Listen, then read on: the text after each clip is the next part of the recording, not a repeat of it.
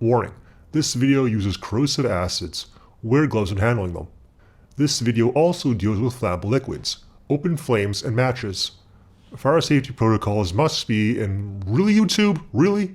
I gotta put warnings on matches now? You think people are really that stupid? I mean, sure, I agree to some extent, but come on. Take the warning labels off and let Darwin do its thing. Yeah, okay, just don't set yourselves on fire, okay guys? And if you do, well, your problem, not mine. Greetings, fellow nerds. Now I'm sure you've seen matches before. On my right, I have strike anywhere matches that can be lit if struck against any rough surface like this etched metal. Now in cases of extreme shaking or crushing, these can light by themselves. So safety matches were developed that can't be lit by friction. This makes them extremely difficult to light accidentally. To use them, you strike them against a striker pad made of red phosphorus. The friction causes the red phosphorus at the contact point to turn to white phosphorus that reacts with the chemicals on the match to light it.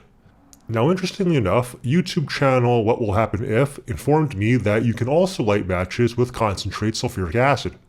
Now all you gotta do is just touch the head of the match into the sulfuric acid and wait. Don't submerge the whole thing, as too much acid will actually cool down the match before it can get hot enough to burn. I'm using laboratory grade sulfuric acid since I found it was more reliable than drain opener acid. And there we go. A match lit by sulfuric acid. Now a lot of safety matches have a waterproof coating which also blocks sulfuric acid.